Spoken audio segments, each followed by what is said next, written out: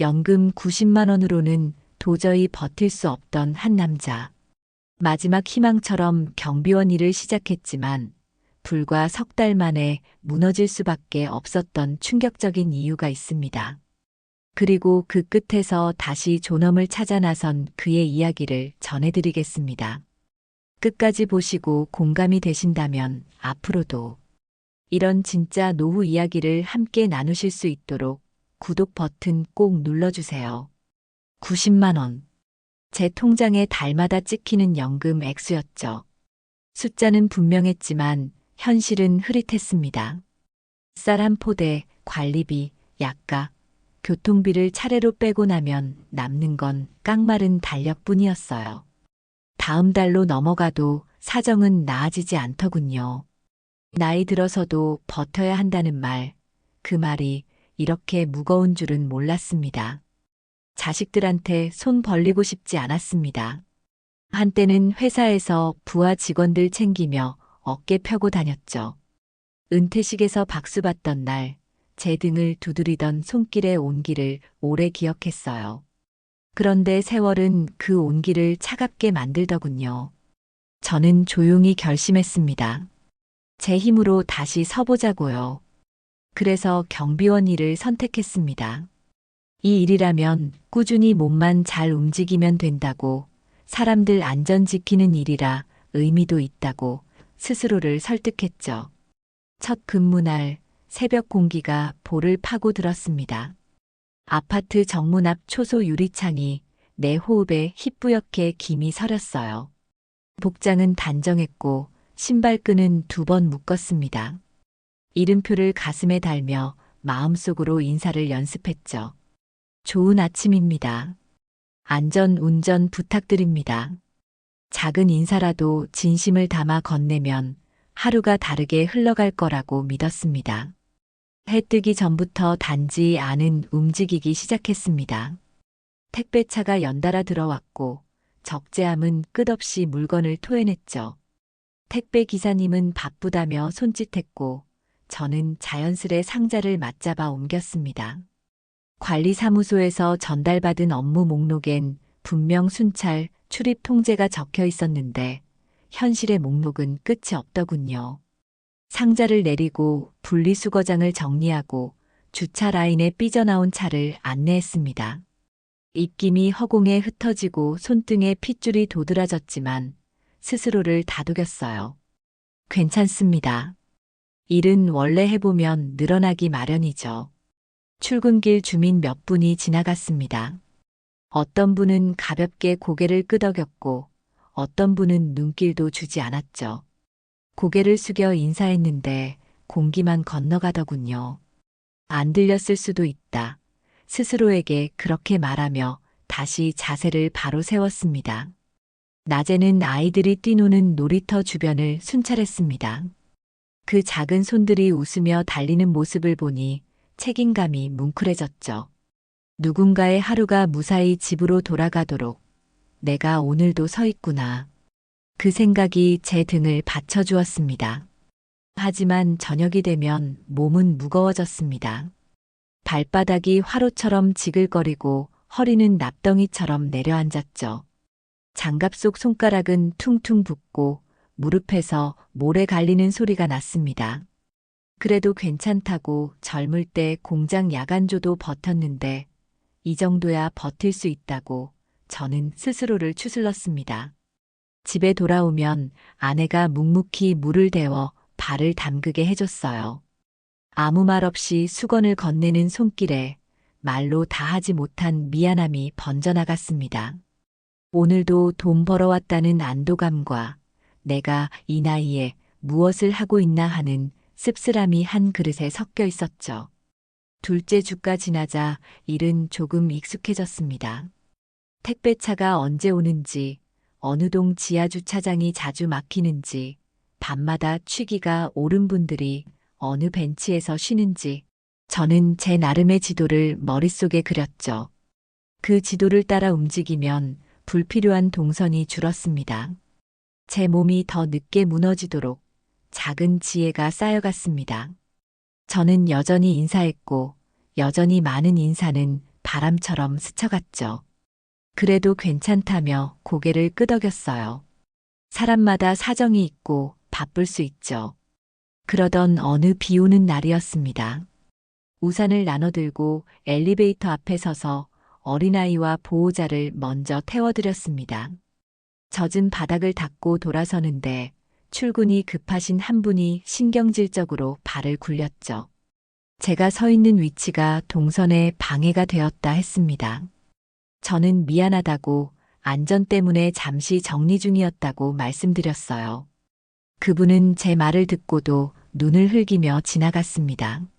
차갑게 내리꽂히는 시선의 끝이 제 이름표에 박히는 느낌이었죠. 그 순간 가슴속에서 작은 금이 쩍하고 나는 소리가 들린 듯 했습니다. 하지만 그날도 저는 일을 마쳤습니다. 마음이 젖었을 뿐 손은 여전히 해야 할 것을 알고 있었어요. 셋째 주부터는 새벽 순찰 구간이 늘었습니다. 관리사무소는 안전을 위해 필요하다 했죠. 명목은 맞았습니다. 저는 더 일찍 나왔고 더 오래 서 있었습니다. 밤이 긴 계절로 접어드는 길목에서 초소의 형광등은 제 얼굴을 창백하게 비추었어요. 유리에 비친 제 모습을 보니 당당하던 어깨는 조금 기울어 있더군요. 그래도 저는 마음을 다잡았습니다. 이 일은 누군가는 해야 하고 지금 그 누군가가 나라면 내가 있는 동안만큼은 단지를 안전하게 만들고 싶다고요. 그렇게 하루하루가 쌓이던 어느 날 관리사무소에서 새 지침을 내려보냈습니다. 주민 민원이 늘었으니 응대시 말수를 줄이고 모든 요구에 즉시 협조하라는 내용이었죠. 저는 종이를 내려다보며 21번 길게 들이켰습니다. 협조라는 말은 낯설지 않았습니다. 다만 모든이라는 단어가 목에 걸렸죠. 모든 것이 가능한 세상은 없는데 누군가의 말 한마디가 다른 누군가의 안전을 덜어낼 수도 있는데 그 사이에서 제가 서 있어야 한다는 사실이 갑자기 무겁게 다가왔습니다. 밤 근무를 마치고 귀가하는 길 단지 출입문을 지나며 뒤를 돌아봤습니다. 어둠 속에서도 규칙적으로 반짝이는 복도등이 차분히 숨을 쉬고 있었죠. 저 불빛 사이사이에 제가 오늘 걸어간 발자국이 스며 있었습니다. 저는 스스로에게 물었습니다. 나는 지금 어디까지 버틸 수 있을까? 돈이 필요하죠. 그러나 마음의 자리도 필요합니다. 그 둘이 엇갈리기 시작하는 순간 사람이 무너진다는 걸 저는 알고 있었습니다. 아직은 버틸 수 있다고 저는 그렇게 중얼거리며 집문을 열었습니다. 현관에 들어서자 아내가 조용히 웃었어요. 따끈한 미역국 냄새가 방 안에 퍼졌습니다. 저는 신발을 벗으며 무릎을 한번 주물렀죠. 그리고 마음속 깊은 곳에서 작은 떨림이 올라오는 것을 느꼈습니다. 그 떨림이 언젠가 커다란 파동으로 변해 제 하루를 뒤집을지도 모른다는 불길한 예감이 스쳤습니다. 하지만 아직은 아니라고, 아직은 내일도 제자리에 서겠다고 다짐했습니다. 내일도 인사를 하고 내일도 누군가의 귀가를 지켜보겠다고요. 그러면서도 한 구석에선 묻고 있었습니다. 제가 지키려는 것이 과연 저를 지켜줄 수 있을까요? 밤새 내리던 비가 유리벽을 두드리던 새벽이었죠. 초소 천장에 떨어지는 물방울 소리가 북소리처럼 귓속을 울렸습니다. 장화끈을 조여매며 마음도 함께 묶었어요. 오늘만은 괜찮겠지. 이렇게 중얼거리며 출입문을 열었죠. 비에 젖은 바닥이 우둘투둘 일어나 있었고 경사로엔 빗물이 거울처럼 번들거렸습니다. 첫 차가 들어오기 전에 미끄럼 표지판을 세우고 배수구 덮개를 들어 낙엽을 퍼냈어요. 손끝이 얼얼했지만 괜찮다 다독였죠. 누군가 넘어지지 않으면 그게 제 역할을 잘한 증거라고 스스로를 설득했어요. 해가 오르기 전 택배차가 2대 연달아 들어왔습니다. 운전석 유리 틈으로 새어나온 라디오 소리가 비와 섞여 고르게 퍼졌죠. 기사님은 손가락으로 시계를 가리켰고 저는 말없이 고개를 끄덕였어요. 젖은 상자를 안아내릴 때 종이에서 축축한 찢김 소리가 났고 제 팔뚝엔 상자 귀퉁이가 긁힌 붉은 자국이 생겼습니다. 그래도 서두르면 오전 내에 정리되겠지 생각했죠. 분리수거장까지 왕복하느라 숨이 가빠졌지만 비냄새 속에 묘한 성취가 스며 있기도 했어요. 작은 일이라도 누군가 해야 하루가 굴러간다. 그 믿음이 저를 움직였죠. 문제는 그 다음이었어요. 출근 시간대가 겹치자 단지 안은 갑자기 속도를 올렸습니다. 우산이 서로의 빗물을 튕겨내고 아이 손을 끌던 보호자가 미끄러질 듯 허리를 비틀었죠. 저는 그들을 향해 손짓으로 천천히를 보냈고 미끄럼 표지판을 한 칸 더 앞쪽으로 옮겼습니다. 그때 한 승용차가 경사로에서 속도를 줄이지 못하고 휙 미끄러졌어요. 저는 반사적으로 앞을 가로막아 손을 크게 흔들었죠. 차는 간신히 멈춰섰고 제 장화 앞에서 물보라가 튀었습니다. 심장이 웅웅 울렸지만 다행이다 싶었어요. 운전석 창문이 내려가며 낮고 빠른 목소리가 쏟아졌죠. 저는 죄송하다고 안전 때문에 속도를 줄여달라고 말했습니다. 그런데 그분은 제 말이 끝나기도 전에 손가락으로 저를 가리키며 짧게 말하고 창문을 올렸어요.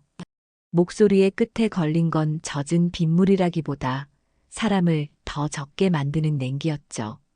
저는 고개를 숙여 인사했고 차는 스쳐 지나갔습니다. 허공에 남은 매연 냄새가 비냄새와 섞여 코끝을 찔렀어요. 관리사무소에서 연락이 왔습니다. 민원이 접수됐다 했죠. 경비가 도로를 막고 출근을 방해했다는 내용이라 했습니다. 저는 상황을 설명했어요. 경사로가 젖어 위험했고 속도를 늦추게 하려 표지판을 옮겼다고 말했죠. 수화기 넘어 목소리는 규정상 차량 동선을 임의로 통제하면 안 된다고 주민 불편이 우선이라고 말했습니다. 저는 잠시 말이 막혔어요. 불편과 위험 사이에서 어느 쪽을 선택해야 하는지 그 경계가 빗물처럼 미끄러져 내려갔죠. 전화를 끊고 초소 의자에 앉으니 장화 속 양말이 축축하게 몸을 붙잡았습니다. 그 축축함이 갑자기 마음까지 파고드는 듯 했어요. 점심 무렵 빗줄기가 잦아들자 상자 정리를 마저 했습니다. 한동 입구에 쌓인 택배를 동별로 나누어 세워놓고 경비 일지에 풀칠이 떡진 메모를 붙였죠. 엘리베이터 앞은 여전히 젖어 있었고 저는 걸레질을 반복했어요. 사람의 발자국이 사라지면 곧장 새로운 발자국이 생겼고 저는 다시 허리를 굽혔습니다. 허리뼈가 바스락거리는 듯 했지만 괜찮다고 중얼거렸죠. 이런 날이 지나면 내일은 조금 편해질 거라고요. 그러나 마음 한쪽에서 아침의 목소리가 계속 울렸습니다. 불편이 우선. 그 말이 어쩐지 사람보다 속도가 더 귀한 나라를 떠올리게 했죠. 오후 순찰에서 저는 지하주차장 환풍기를 점검했습니다. 눅눅한 공기가 낮게 깔려 있었고 타이어가 물을 튕길 때마다 벽면에 작은 별 무늬가 박혔어요.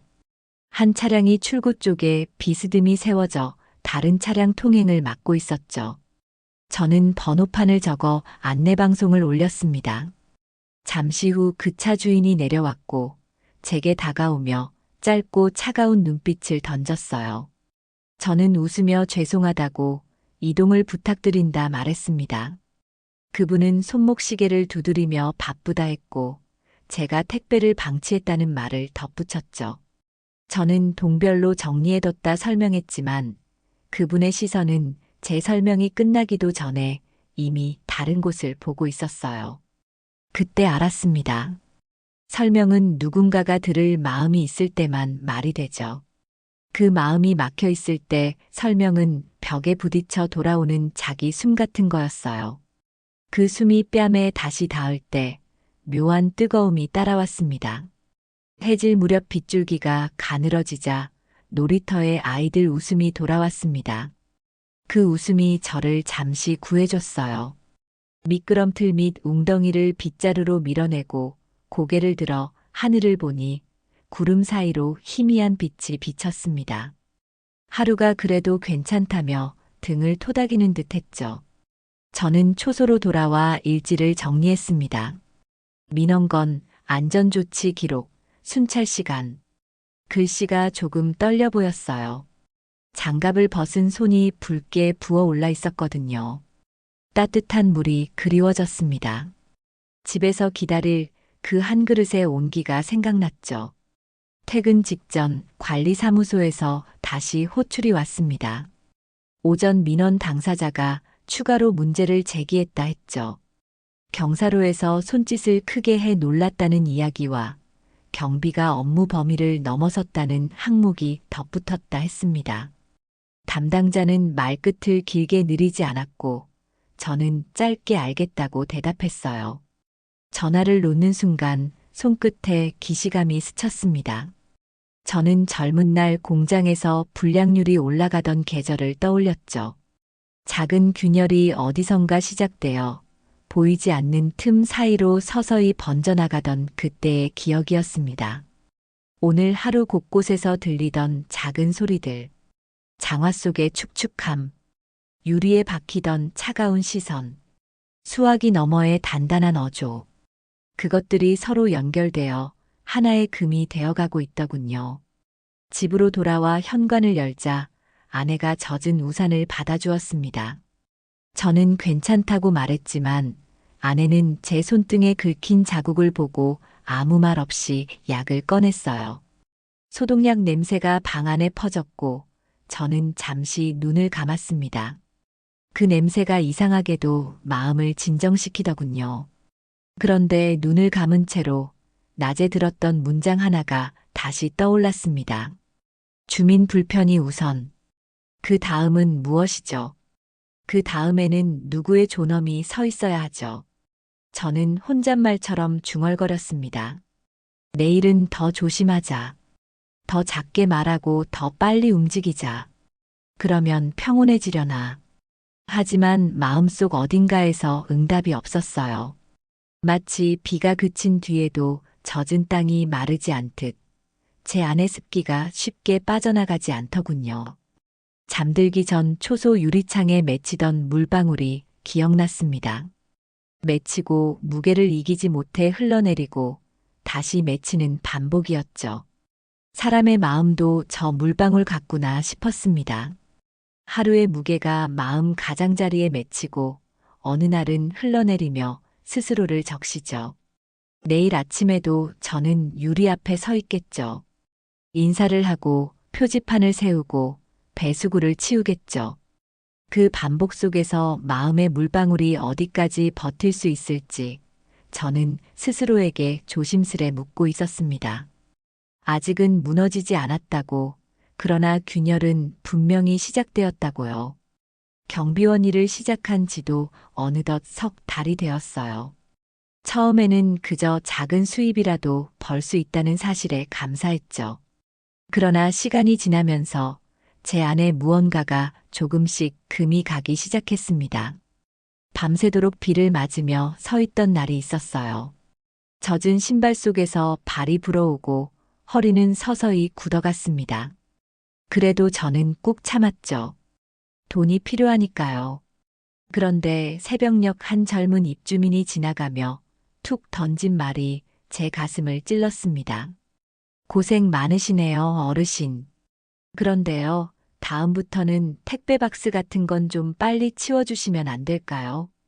그 말이 왜 그렇게 날카롭게 들렸는지 모르겠어요. 단순한 부탁이었을 수도 있겠죠. 하지만 그 순간 저는 마치 누군가 제 가슴팍을 쿡 찌르며 당신은 이제 쓸모없는 늙은이야라고 말하는 것처럼 느꼈습니다. 그날 이후로 사소한 말 한마디, 시선 하나에도 마음이 흔들렸습니다. 마치 젊은 시절 쌓아 올린 제 삶의 탑이 모래성처럼 무너져 내리는 기분이었죠. 저는 교사로 은퇴하기 전까지 사람들 앞에서 존경을 받았던 사람이었어요. 아이들에게 꿈을 심어주던 존재였죠. 그런데 지금은요, 택배 상자를 치우라는 말에도 가슴이 쪼그라들고 한밤중 쓰레기 봉투를 들어 올리면서 남몰래 한숨만 내쉬고 있는 제가 있었습니다. 어느 날은 이런 생각도 들었어요. 내가 정말 이렇게까지 해야 하나? 하루아침에 존엄이 사라진 건 아닐까? 그 자존심이라는 게 이렇게 쉽게 부서지는 것이었나? 몸은 점점 지쳐갔습니다. 두 다리는 계단을 오르내릴 때마다 후들거렸고 어깨는 무거운 짐을 조금만 들어도 금방 뻐근해졌습니다. 그런데도 누가 알아주는 사람은 없었죠. 그냥 당연히 해야 할 일로 여겨졌습니다. 밤늦게 경비실에 앉아 있을 때면 창문에 비친 제 얼굴이 낯설게 보였습니다. 젊은 날에는 자신감이 가득한 눈빛이었는데 지금은 초라하고 지친 그림자만 남아있더군요. 그때마다 스스로에게 물었습니다. 나는 누구인가? 왜 이렇게까지 버텨야 하는가? 제 아내 목소리는 대답했습니다. 연금 90만 원으로는 살 수 없으니까.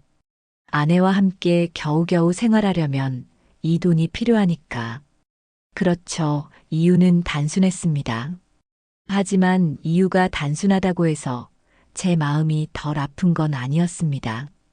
제가 가장 두려웠던 건 돈보다 자존심이었습니다. 그 작은 자존심마저 잃고 나면 저는 과연 어떤 사람으로 남을 수 있을까요? 그리고 마침내 저를 무너뜨린 사건이 찾아왔습니다. 어느 주말 아침 한 입주민이 경비실로 찾아와 큰 소리로 따지기 시작했죠. 주차장에 차가 긁혔다며 왜 경비원이 제대로 관리하지 않냐고 소리를 질렀습니다. 저는 분명 제 책임이 아닌 걸 알고 있었어요. 하지만 아무 말도 할 수 없었습니다. 그저 고개를 숙이고 사과하는 수밖에 없었죠. 그 순간 제 안에서 마지막 남은 무언가가 와르르 무너져 내렸습니다. 자존심은 그렇게 허망하게 바닥에 흩어졌습니다. 그날 밤 저는 집에 돌아와 아내에게 말했습니다. 나 이제 그만둘래. 제 목소리는 떨렸지만 그 안에는 이상한 해방감도 함께 담겨 있었습니다. 경비원 일을 그만두던 날, 제 발걸음은 묘하게 가벼웠습니다. 무거운 짐을 벗어던진 것 같았죠. 하지만 집 문을 열고 들어서자마자 그 가벼움은 금세 무거운 공기로 바뀌었습니다. 아내는 제 눈빛만 보고도 알더군요. 오늘이 마지막이었다는 걸요. 저는 천천히 말했습니다. 이제 못하겠어. 몸도 마음도 다 버티질 못하겠어. 아내는 아무 말 없이 밥상을 차려줬습니다. 된장국에 고등어 한 토막, 그리고 김치 몇 조각. 늘 그렇듯 소박했지만 그날따라 밥이 목에 잘 넘어가지 않았습니다. 숟가락을 내려놓고 고개를 숙이니 아내가 조용히 말했어요. 그만둔 게 잘한 거예요. 당신이 쓰러지면 돈이 무슨 소용이겠어요. 저는 고개를 끄덕였지만 마음 한편에서 뜨거운 것이 치밀어 올랐습니다. 그 뜨거움은 분노가 아니라 부끄러움이었죠. 가족을 지켜야 한다는 남자의 자존심, 그 자존심이 이렇게 쉽게 무너져도 되는 건가 싶었습니다. 다음 날 아침 알람이 울리지 않았습니다. 새벽마다 일어나던 습관이 사라지자 방 안은 낯설 만큼 고요했죠. 창밖에서 들려오는 경비원의 호루라기 소리가 가슴을 묘하게 찔렀습니다. 어제까지 내가 있던 자리를 이제 다른 누군가가 지키고 있구나. 그 단순한 사실이 제 존재를 더욱 공허하게 만들었어요. 거실에 앉아 신문을 펼쳤습니다. 70대 경비원이 주민 갑질에 시달리다 극단적 선택을 했다는 기사가 눈에 들어왔습니다. 손끝이 덜덜 떨렸습니다. 그 기사의 주인공이 어쩌면 제 모습이었을 수도 있겠구나. 그런 생각이 들었죠. 저는 신문을 접으며 속으로 중얼거렸습니다. 그래, 잘 그만둔 거야. 그러나 마음 한켠에서는 그럼 이제 어떻게 살 거지 하는 두려움이 불쑥 고개를 들었습니다. 며칠 뒤 동네 마트에서 장을 보는데 예전 근무지 주민 한 분을 우연히 만났습니다. 그는 저를 보더니 이렇게 말했죠. 아, 그만두셨구나.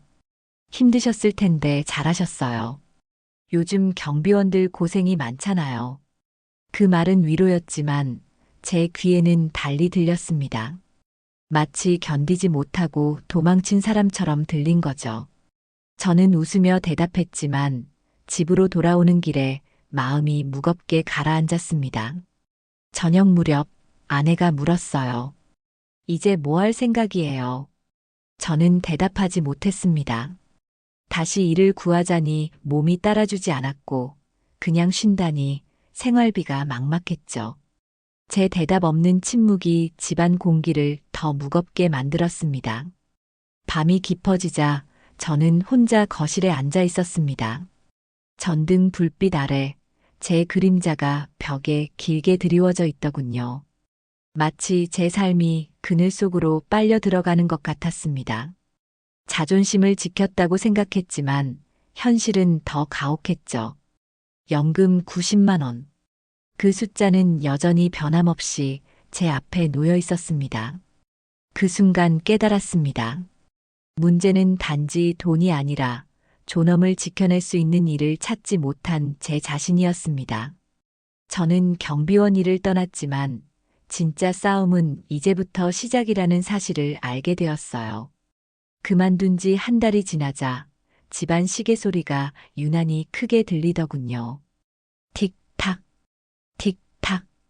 그 단조로운 소리가 마치 제 심장 박동을 비웃는 것처럼 귓속을 울렸습니다. 시간이 이렇게 느리게 흐르는 게 처음이었죠. 아침에 눈을 떠도 갈 곳이 없었습니다.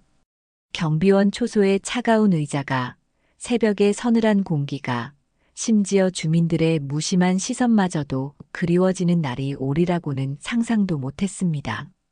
사람은 참 이상하죠. 견디기 힘들다고 도망쳐 놓고는 막상 그 자리를 떠나고 나면 공허함이 뒤따르니 말이에요.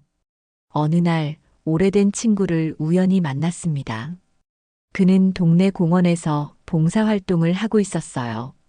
아이들에게 영어를 가르치고 노인분들께 책을 읽어주는 일을 한다고 했습니다. 그의 얼굴은 밝고 환했습니다. 저는 묻고 싶었죠. 돈도 안 되는 일을 왜 그렇게 열심히 하냐고. 그런데 막상 입을 열 수가 없었어요. 그의 표정에서 묘한 힘이 느껴졌기 때문입니다. 집에 돌아오는 길, 제 마음속에 질문 하나가 맴돌았습니다. 나는 왜 일을 했을까? 돈 때문이었죠. 그런데 돈만으로는 제 마음을 채우지 못했습니다. 존엄을 잃어버린 순간 그 돈은 단지 무거운 동전처럼 느껴졌어요. 그렇다면 앞으로는 어떻게 살아야 할까? 며칠 뒤 동네 경로당에서 작은 모임이 있다는 소식을 들었습니다. 무료로 건강 강좌를 열고 서로의 고민을 나누는 자리라 했습니다. 망설이다가 찾아갔습니다. 낯선 의자에 앉아 이야기를 들었는데 한 어르신이 이렇게 말하더군요. 젊을 때는 돈이 전부인 줄 알았지. 근데 나이 들고 나니까 사람 대접받는 게 제일 크더라고. 그 말이 가슴을 깊게 파고들었습니다. 그렇죠. 제가 경비원 일을 버티지 못했던 이유도 결국 그거였어요. 몸이 힘들었던 건 참을 수 있었죠. 하지만 모욕적인 시선과 말 한마디가 제 자존심을 갉아먹었습니다. 그날 밤 저는 오랜만에 일기를 꺼내 썼습니다. 연금 90만 원, 부족한 돈. 그러나 진짜 문제는 존엄이었구나. 사람답게 살아가는 방법을 찾아야겠다. 글씨가 조금 흔들렸지만 마음은 차분했습니다. 다음 날 저는 작은 결심을 했습니다. 돈이 되지 않아도 괜찮다. 대신 나를 사람으로 존중받게 해주는 무언가를 찾아야겠다. 봉사든 배움이든 새로운 일이든 아직 늦지 않았다. 창문을 열자 봄바람이 들어왔습니다. 바람결에 담긴 햇살이 유난히 따뜻했어요. 저는 속으로 중얼거렸습니다. 그래, 다시 시작해보자. 이번에는 돈이 아니라 존엄을 지키는 길을 찾아가 보자고요. 봄 기운이 완연해지던 어느 날이었어요. 경로당에서 만난 한 어르신이 저를 불러 세웠습니다. 동네 작은 도서관에서 자원봉사자를 찾는다 했죠. 책을 정리하고 아이들 숙제를 봐주는 단순한 일이니 부담이 없을 거라고 했습니다. 순간 마음이 흔들렸습니다. 돈은 한 푼도 안 되지만 괜히 끌렸죠. 며칠을 망설이다가 도서관 문을 열었습니다. 오래된 나무 문이 삐걱 소리를 내며 열렸고 안에서는 종이 냄새가 반겼습니다. 어린아이들이 책상에 앉아 글씨를 쓰고 있었고 몇몇은 그림책을 뒤적이고 있었어요. 담당 선생님이 제게 다가와 말했습니다. 도와주셔서 고맙다고요. 단순한 한마디였지만 그 순간 심장이 쿵 내려앉았습니다. 누군가 제 존재를 필요로 한다는 느낌. 그것만으로도 숨이 트이는 것 같았어요. 첫날 아이 한 명이 제 옆에 와서 묻더군요. 할아버지, 이거 어떻게 읽는 거예요? 책 속의 단어를 가리키며 눈망울을 반짝였죠. 저는 천천히 발음을 알려주었습니다. 아이는 몇 번을 더듬다 결국 또박또박 따라 읽어냈습니다. 그 순간 아이 얼굴에 번진 미소가 제가 평생 교단에서 보아오던 그 미소와 같았습니다. 저는 잊고 있던 제 모습을 떠올렸습니다. 아이들에게 꿈을 심어주던 교사였던 나. 하루 일이 끝나고 집으로 돌아오는 길 발걸음이 가볍더군요. 돈은 벌지 못했지만 마음은 충만했습니다. 아내가 저를 보며 물었어요. 오늘은 표정이 다르다고요. 저는 웃으며 대답했습니다. 아이들이 참 귀엽다고요. 아내도 따라서 웃었습니다. 오랜만에 집안 공기가 따뜻하게 바뀌는 것 같았죠. 하지만 현실은 여전히 냉정했습니다. 연금 90만 원은 변함없었고 생활비는 여전히 빠듯했습니다. 아내는 알바라도 해볼까 했지만 건강이 따라주지 않았습니다. 저는 속으로 다짐했어요. 돈은 부족해도 마음만은 잃지 말자고. 존엄을 지키려는 길이 험해도 끝까지 가보자고요. 그러나 제 마음을 흔드는 사건이 또 찾아왔습니다. 어느 날 도서관 앞에서 만난 이웃이 제게 묻더군요. 요즘 어디서 일하시냐고요. 제가 자원봉사한다고 말하자 그는 잠시 고개를 끄덕이며 이렇게 말했죠. 돈도 안 되는 일을 뭐하러 하세요. 힘들게 살면서. 그 말이 칼처럼 파고들었습니다. 집으로 돌아오는 길 마음이 무겁게 내려앉았습니다. 그래, 어쩌면 그 말이 맞을지도 모릅니다. 돈도 안 되고 생활은 여전히 빠듯한데 나는 지금 뭘 하고 있는 걸까? 그러나 밤이 되어 아이들의 웃는 얼굴이 다시 떠올랐습니다. 책을 읽으며 환하게 웃던 모습, 작은 손으로 제 손을 꼭 잡던 순간, 그 기억이 제 흔들리는 마음을 붙잡아 주었습니다. 저는 스스로에게 물었습니다. 돈이 전부인가? 아니면 존엄이 전부인가? 그날 일기장에 이렇게 적었습니다. 나는 다시 사람으로 불리고 싶다. 돈은 부족해도 존엄을 지키며 살아가고 싶다. 창문 너머 달빛이 방 안을 비추었습니다. 달빛이 제 일기장 위에 고요히 내려앉았죠. 그 빛 속에서 저는 조용히 다짐했습니다. 아직 늦지 않았다. 아직 내 삶을 다시 쓸 수 있다. 도서관 봉사를 시작한 지 2달쯤 되었을까요? 제 얼굴빛이 조금씩 달라지고 있다는 걸 저 스스로도 느꼈습니다. 아침에 눈을 뜰 때 예전처럼 무겁지 않았습니다. 발걸음은 여전히 느렸지만 마음은 가벼웠죠.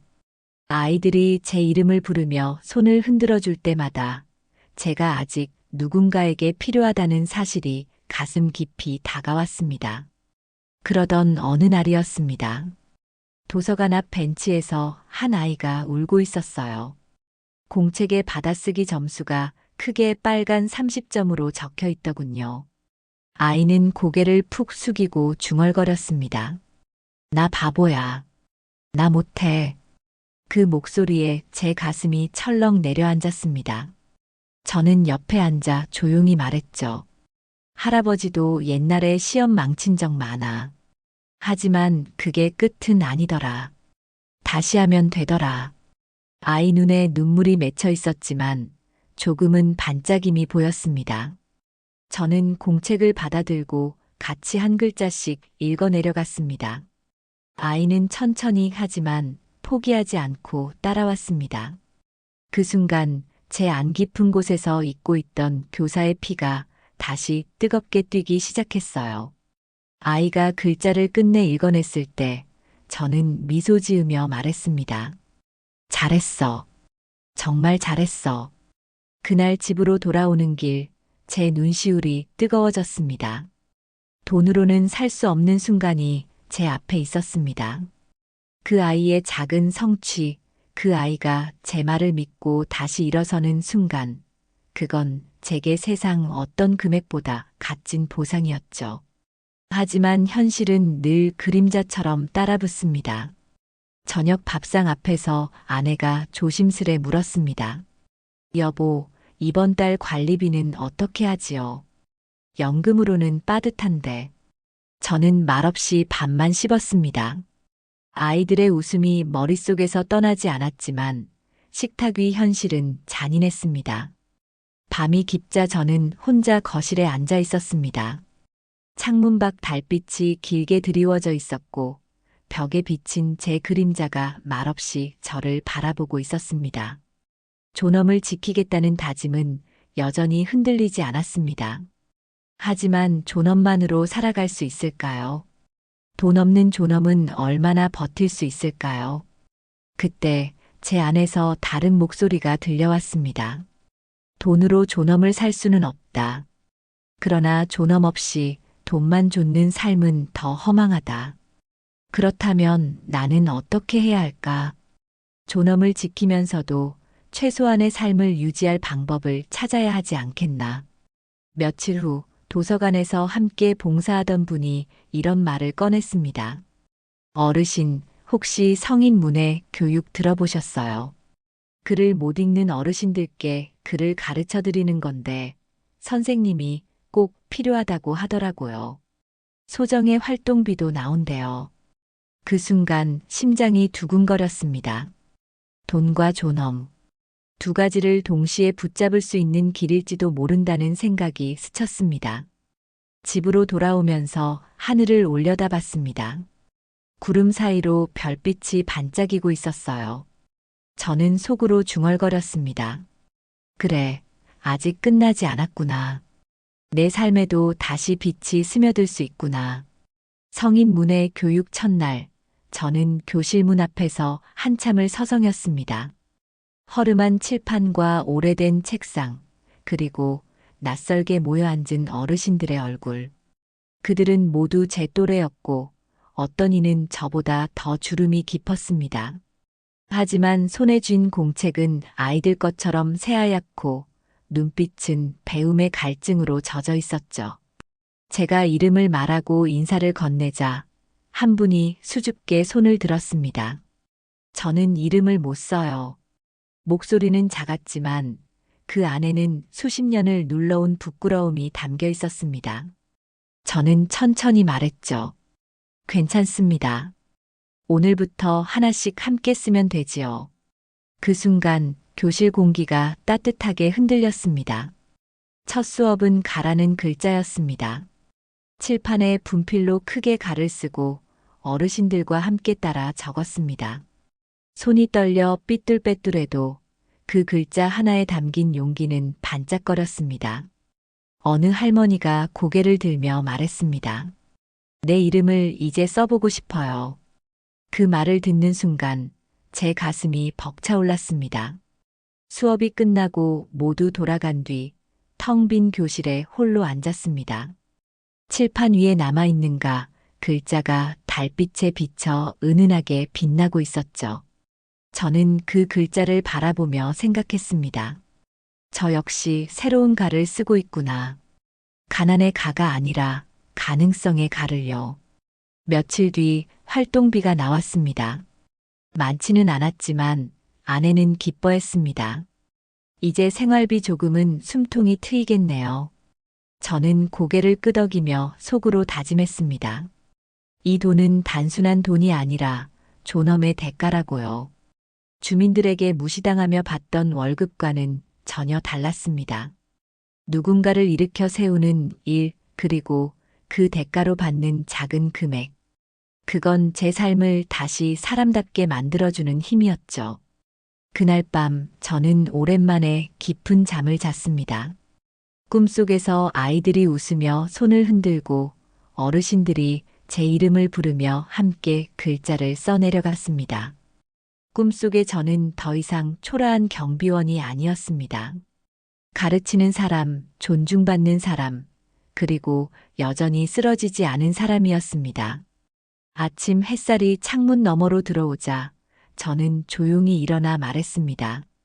그래, 이제 다시 시작이구나. 삶이 저를 몇 번이고 무너뜨렸지만 저는 다시 일어섰습니다. 돈 때문에 시작했던 길은 결국 존엄을 찾아가는 길로 이어졌습니다. 연금 90만 원은 여전히 적습니다. 생활은 여전히 빠듯하지요. 하지만 제 마음은 더 이상 가난하지 않습니다. 저는 오늘도 교실에 들어서서 떨리는 손으로 글씨를 배우려는 어르신들과 함께 앉습니다. 그리고 속으로 이렇게 되뇌입니다. 나는 아직 사람으로 서 있다. 성인 문예 교육 첫날, 저는 교실 문 앞에서 한참을 서성였습니다. 허름한 칠판과 오래된 책상, 그리고 낯설게 모여 앉은 어르신들의 얼굴. 그들은 모두 제 또래였고 어떤 이는 저보다 더 주름이 깊었습니다. 하지만 손에 쥔 공책은 아이들 것처럼 새하얗고 눈빛은 배움의 갈증으로 젖어 있었죠. 제가 이름을 말하고 인사를 건네자 한 분이 수줍게 손을 들었습니다. 저는 이름을 못 써요. 목소리는 작았지만 그 안에는 수십 년을 눌러온 부끄러움이 담겨 있었습니다. 저는 천천히 말했죠. 괜찮습니다. 오늘부터 하나씩 함께 쓰면 되지요. 그 순간 교실 공기가 따뜻하게 흔들렸습니다. 첫 수업은 가라는 글자였습니다. 칠판에 분필로 크게 가를 쓰고 어르신들과 함께 따라 적었습니다. 손이 떨려 삐뚤빼뚤해도 그 글자 하나에 담긴 용기는 반짝거렸습니다. 어느 할머니가 고개를 들며 말했습니다. 내 이름을 이제 써보고 싶어요. 그 말을 듣는 순간 제 가슴이 벅차올랐습니다. 수업이 끝나고 모두 돌아간 뒤 텅 빈 교실에 홀로 앉았습니다. 칠판 위에 남아있는가 글자가 달빛에 비쳐 은은하게 빛나고 있었죠. 저는 그 글자를 바라보며 생각했습니다. 저 역시 새로운 가를 쓰고 있구나. 가난의 가가 아니라 가능성의 가를요. 며칠 뒤 활동비가 나왔습니다. 많지는 않았지만 아내는 기뻐했습니다. 이제 생활비 조금은 숨통이 트이겠네요. 저는 고개를 끄덕이며 속으로 다짐했습니다. 이 돈은 단순한 돈이 아니라 존엄의 대가라고요. 주민들에게 무시당하며 받던 월급과는 전혀 달랐습니다. 누군가를 일으켜 세우는 일, 그리고 그 대가로 받는 작은 금액. 그건 제 삶을 다시 사람답게 만들어주는 힘이었죠. 그날 밤 저는 오랜만에 깊은 잠을 잤습니다. 꿈속에서 아이들이 웃으며 손을 흔들고 어르신들이 제 이름을 부르며 함께 글자를 써내려갔습니다. 꿈속의 저는 더 이상 초라한 경비원이 아니었습니다. 가르치는 사람, 존중받는 사람, 그리고 여전히 쓰러지지 않은 사람이었습니다. 아침 햇살이 창문 너머로 들어오자 저는 조용히 일어나 말했습니다. 그래, 이제 다시 시작이구나. 삶이 저를 몇 번이고 무너뜨렸지만 저는 다시 일어섰습니다. 돈 때문에 시작했던 길은 결국 존엄을 찾아가는 길로 이어졌습니다. 연금 90만 원은 여전히 적습니다. 생활은 여전히 빠듯하지요. 하지만 제 마음은 더 이상 가난하지 않습니다. 저는 오늘도 교실에 들어서서 떨리는 손으로 글씨를 배우려는 어르신들과 함께 앉습니다. 그리고 속으로 이렇게 되뇌입니다. 나는 아직 사람으로 서 있다. 돈 때문에 시작했지만 결국 그가 지키고 싶었던 건 사람으로서의 존엄이었습니다. 지금 이 순간에도 비슷한 자리에 서 계신 분들이 많을 겁니다.